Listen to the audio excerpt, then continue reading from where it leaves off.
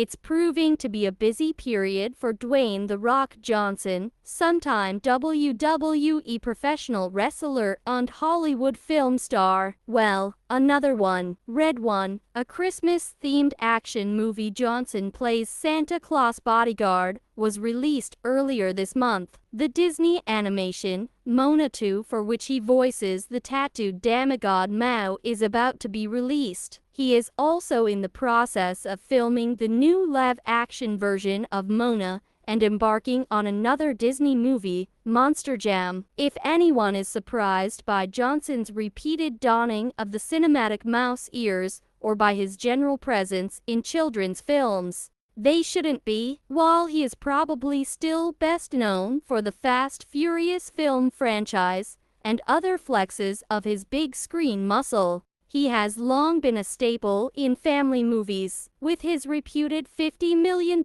fee for Red One, and with an estimated net worth of about $800 million, he has become one of Hollywood's highest-paid stars. Johnson also made the Time magazine 100 list of influential people not once but twice. In 2016 and 2019, The Rock should run for U.S. president. You may Josh. That very suggestion was tested by a sizable 2021 poll resulting in 46% of Americans saying they would back him, more of which anon. If, for some of us, Johnson does not register on our radar, leastways not in these rarefied zones, or to such an extent, then we haven't been paying attention. These days, it's not just about The Rock's success, it's also about the spread of it. Films, wrestling, television, sundry business ventures, calls to go into politics. For all that, outside the U.S., Johnson could represent something of a cultural blind spot, as in, you'll have heard of Dwayne "The Rock" Johnson probably,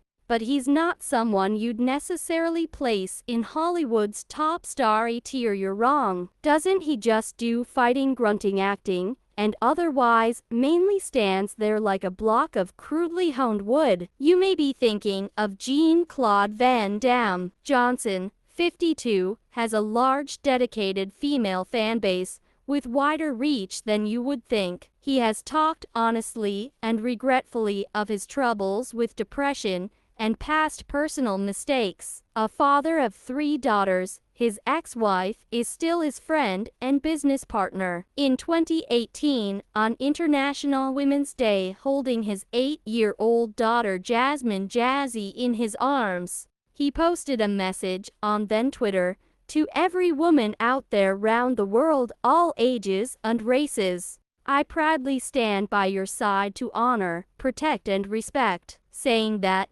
Johnson's appeal seems not one iota dependent on what women are supposed to like. Certainly not if reports about how macho rugged guys are currently out are correct, and modern women prefer prettier, more feminized men off-screen and on, from Brad Pitt to one day's Leo Woodall. By contrast, The Rock represents the kind of male archetype that never truly goes out of fashion, primarily because such a solid, unyielding block of men really like him, maybe even need him. Viewing the unbridled alpha masculinity of his action movies as a form of rebellion against modern world reprimands and restrictions. Judged by these metrics, Johnson's brand of masculinity is focus group proof. If The Rock is now one of the most successful film stars in the world, the product isn't always so celebrated. His humorous, family-friendly film persona is nothing new. It's an update on the mainstream gentle giant trope popularized by Arnold Schwarzenegger in the 1980s and 90s.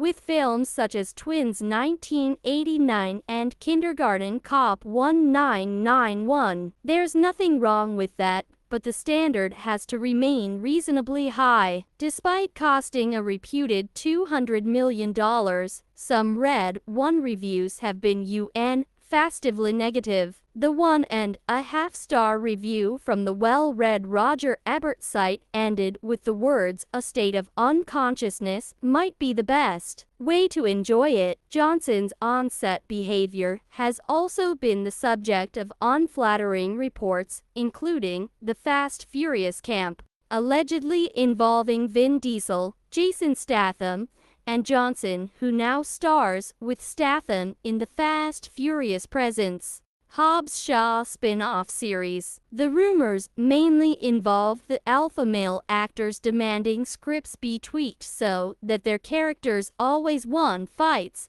which the irony made them all look a little pouty and beta. On the Red One set, there were reports of Johnson arriving late, putting filming behind schedule. Johnson says his timings were pre-arranged and, when away from his trailer, urinating in water bottles that were then handed to assistants to dispose of. "Yeah, that happens," admitted Johnson in a GQ magazine interview. "Acting alpha is one thing, behaving like a spoiled boorish a lister quite another, and damaging to Johnson's earthy, blue-collar public profile with parents in the wrestling community." The young Johnson constantly moved around the U.S. so that his late father could wrestle. If The Rock as real-world U.S. presidential material seems far-fetched, the 2021 poll suggests otherwise, as seemingly does Johnson. Posted on Instagram, his response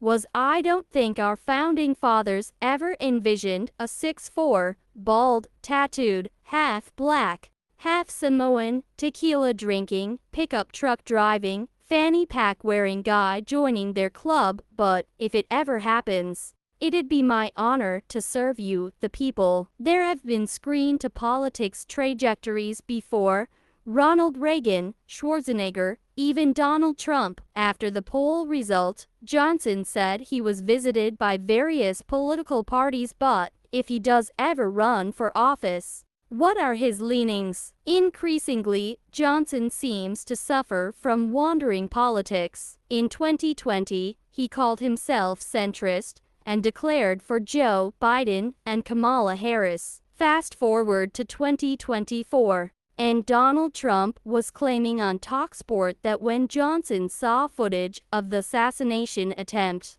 he asked for Trump's contact details. As the film star had been impressed by his bravery, Trump did not say whether Johnson had been in touch. Johnson also told Fox News he would not be endorsing Harris for president and that he would keep my politics to myself. But he has also expressed his frustrations. "Today's cancel culture, woke culture, division, etc., that really bugs me. Is The Rock suffering from a bad dose of liberal buyer's regret? Or is it rather his feeling, and of other interested parties, that should he ever run for office, it's more likely Republicans who would prove supportive?" Getting back to the day job, there are signs that Johnson may be chafing against his stereotyping in action films and family comedies. He is producing and starring in, alongside Emily Blunt, a forthcoming film, The Smashing Machine, playing a character based on Mark Kerr, a wrestler and mixed martial artist from the 1990s. Whose addictions nearly destroyed him. If this news instantly causes an eyebrow to arch, The Rock in a wrestling Raging Bull, maybe it's time to wonder if, with Johnson, it's a case of, it's not him, it's us. Are people being snobbish about him trying to stretch himself? Are we just as guilty of buying into macho stereotypes, only in slightly knowing, ironic films, such as this year's Ridley Scott sequel Gladiator 2? Perhaps we have not yet learned our lesson about underestimating The Rock. While some of us were not really looking, Dwayne Johnson, cultural outlier, got incredibly big, and in ways beyond his bulked-up physical frame. It could be time to take more notice.